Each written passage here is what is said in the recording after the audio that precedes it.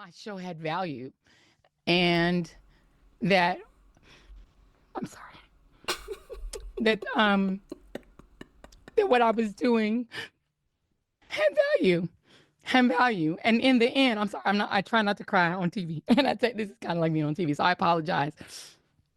And that it mattered. I see Karen is there and she's been texting me as well. And so what I will just say is that in the end, thank you. Where I land is that the moment of guilt that I felt that I went hard on so many issues, whether it was the Black Lives Matter issues of a young baby or a mom or a dad that was killed, or when we opened up people's eyes to the fact that Asian Americans were being targeted and not just Black folks, that or went hard for immigrants who've done nothing but come to this country like my parents did and try to make a life and defended them. Or You mean the immigrants that came here illegally? We got to talk about Joyless Reid today because she recently went on, well, I guess it's her podcast or her YouTube channel with Katie Kirk. And,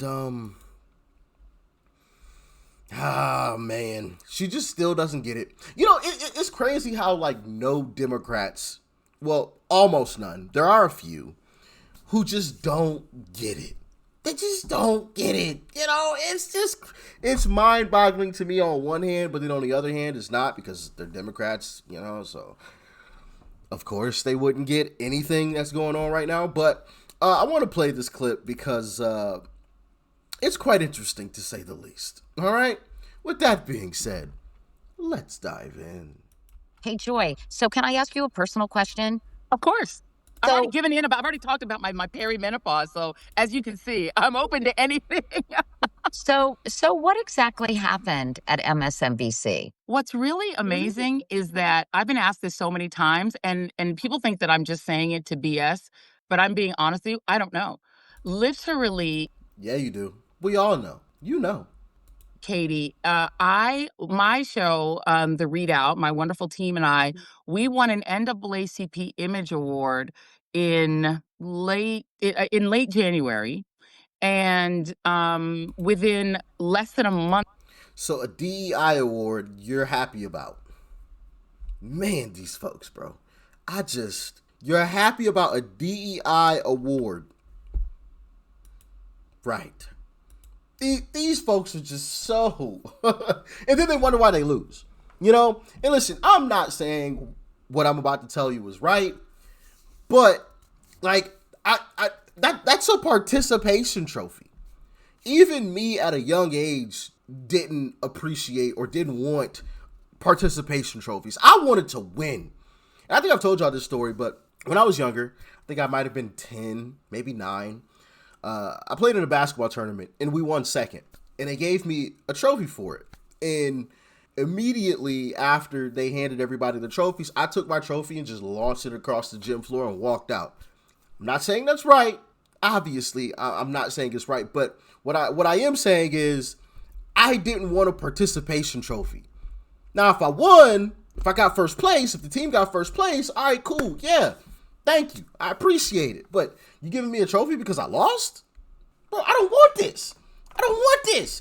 And to hear people brag about what amounts to a participation trophy, it's just crazy to me. It's just, you know, I just won this NAACP award, and you know, I don't know why they fired me. I won an award from the NAACP. What are you talking?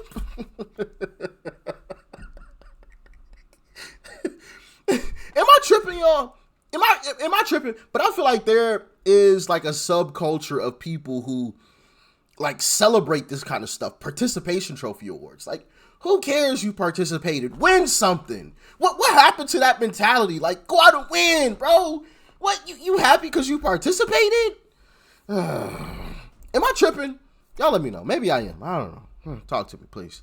Month from that, they canceled our show. Like our show, we were just like 2 weeks before I was canceled. We were emailing back and forward with the PR department about praising our win for the NAACP Image Award, and actually it wasn't even in January. It was in February. It was like 2 weeks before we won 2 weeks after we won the award.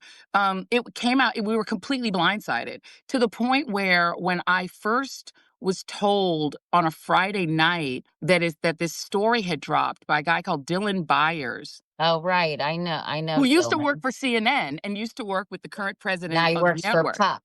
And now he works for Puck, but he's connected to the current management at MSNBC. When it dropped, at first we're like, that's a rumor, and we weren't sure how seriously to even take it. It was on a Friday night. The following morning, I get a call from Rebecca Cutler, the president, or text saying, "Can I talk to her tomorrow at noon?" And got the announcement the following day at noon. Literally, I could not tell you to this day what was the cause. It wasn't ratings, because we had just had a ratings meeting Yeah, it was. a couple of weeks before that, talking about the fact that our show, everybody lost ratings. I mean, everybody, the entire of cable Right. news on the Right. non-right-wing side collapsed after the election. Our show was down less than any other primetime show. We were down, other than Rachel Maddow, we were down the least. So we were just told that we were holding on pretty well. And it's not like the ratings have gotten better, since I've been gone. So I can tell you honestly, But no one. wait, I even but had my exit interview, and no one has told me why I was fired. I have no but idea. when Rebecca Cutler called you and said, ostensibly, like, I'm sure you said, well, what Why? happened? Yeah, Why? And what was the response? we're just making some changes, and it was also very scripted. It was very not. It was just very perfunctory. So I don't know. And so I was like, yeah. So I asked, and we were told. I wasn't told your ratings are terrible. There's something you did. You tweeted a terrible thing. Like, I don't tweet anymore. Yeah. And we were being very careful. And I was trying to be more careful about anything on social media, because I know there was a real anxiety about social media, very much an anxiety about anything on social media. And so I don't know. I genuinely was not told why. Well, let me ask you. So you don't know, but I'm sure, because you're such a smart person, I'm sure you have been speculating internally and externally, like thinking about it, like what exactly happened here. And when you think about it, do red flags pop up and you think, well, maybe it was this, maybe it was that? And I mean, they're right. I mean, you must be speculating internally about this. Well, I mean, I try not to speculate too much publicly, because again, I can't get inside the minds of other people, but I can tell you what other people have speculated about. People have speculated. There are people in the chat here saying Trump, but there are lots of people at the network who are critical of Donald Trump. I mean, and they're I still mean, critical of him, I'm assuming, So yes. I don't think that's, but I do know there is a lot of anxiety both there, and I think in every media. We're seeing it at CBS, we're seeing it at ABC, where allegedly the View hosts were told not to go so hard on Trump, where there's a push for people to, hey, do less Trump, do more entertainment, don't be hard on him.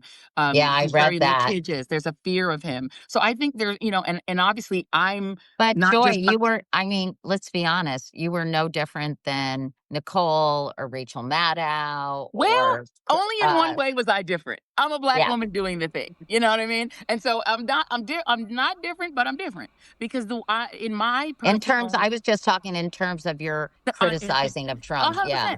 100%. So I think that there is She's about to say something stupid. there's a difference for Trump in hearing the kinds of criticisms specifically out of a Black woman. It bothers him in a way it doesn't bother him like anything else. He's got this sort of tick about race, and about sort of criticism coming specifically from a Black woman, because we've seen him lay out and dish out real abuse against Black women journalists. So I think and also I did a specific thing, which was I tried to constantly unpack. Okay, that's enough of your blabbling. Joy Reid was fired because of the ratings. Her ratings. Post-election, if I remember correctly, MSDNC's ratings dropped 50% compared to the week before the election. And I think it was, if you discount the week before the election, it dropped like 40%. 40%! 40% of your primetime audience, and Joyless Reid was in primetime. She had a primetime slot. 40% of your audience was gone. And your ratings weren't great to begin with. And you lost 40% as a network? So yeah, your personal drop may not have been completely off a cliff like some others, like Rachel Maddow, amongst others, but your ratings were already low. So any drop in your ratings was absolutely terrible. Your ratings were garbage. And Katie Couric laid it out without even realizing that she laid it out. You weren't any different than anybody else. You all repeated the same lines. Why does a network need to pay 15 people to repeat the same lines? Trump bad, Trump bad, Trump terrible, Trump dictator, Trump this, Trump that. Why do you need to pay 15 different people to repeat the same shit? You don't. You don't. None of you are different. I'm surprised that some of the people on the network are still hired. If I'm running a network, I'm having the bare minimum of people. The bare minimum. I'm having enough people to get me through a day and some backups for the weekends, right? That's it. Because all they're doing is repeating the same stuff. I mean, if I ran a network the way that I wanted to run it, that whole thing would be changed completely. Nobody's repeating the same things. If you start repeating the same things that another host says, you getting fired too. Get up on out of here. We don't need to pay people to say the same exact stuff over and over.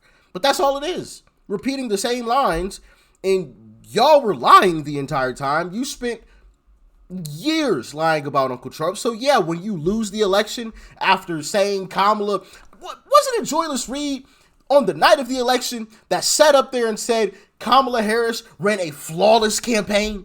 Wasn't that Joy Reid? Come on, bro.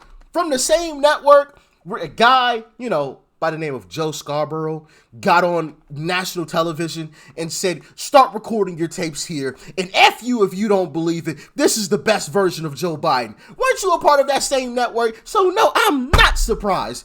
I'm not surprised that you were fired. I am surprised that Joe Scarborough's lying ass ain't fired. He should be fired. As a matter of fact, get rid of the whole network. Y'all just a bunch of liars. And all you do is spit out Trump derangement 24/7, 7 days a week, 390 days a year. Yes, I know there's 365, but you get my point. I know there's not 390 days in a year. Before somebody comments, Rich, there's not 390 days. I know. I'm just putting. I'm just making sure. Bro, they that's all they do. All they do. That's it. And they still lost. So once again, why does a network need to pay you? I'm just wondering. Because at the end of the day, what we used to consider the news is no longer the news anymore. It's Trump derangement. When's the last time, and I know most of y'all don't watch this stuff, but when's the last time you heard of any big network, like Joyless Reid's previous network, talk about the young boy or the young girl who opened up a lemonade stand to help her parents or help his parents pay the bills? And, this boy attracted or this chick attracted a large crowd buying lemonade and everybody was celebrating and helping out the family. When was the last time you heard about a story like that on mainstream media? I'll wait. Because that used to be the case. You used to hear about those types of stories all the time. But now whenever you turn it on, it's just, oh, Trump bad. Republicans terrible. Ooh, look, Trump and Elon, they're going at it. Ooh, look, ooh, Trump this, Trump that. Republicans this, Republicans that. Country going down the toilet. Oh, my goodness. Oh, what is Trump doing? That's all it is. That's all it is. It's no longer the news. It's a glorified YouTube channel. And that is why their ratings have continued to drop. At least in CNN's case, their evaluation is going down by $1 million every single year, according to CNN's lawyer in that case that they had against the veteran, I believe it was, that we checked out. I think that was last November, maybe. I think that was last November. So, yeah, I don't feel bad for these folks. I don't feel bad for Joyless Reid. I don't feel bad for anybody else that continues to get fired. I don't feel bad for their crews. Y'all put this on yourselves. Tell the news, and that is that. Leave it at that, and you'd still be on cable television. But you couldn't do that. It's the bed you made. Now lie in it. Y'all let me know what you think about this in the comments. Stay safe out there. Peace and love. I'm out.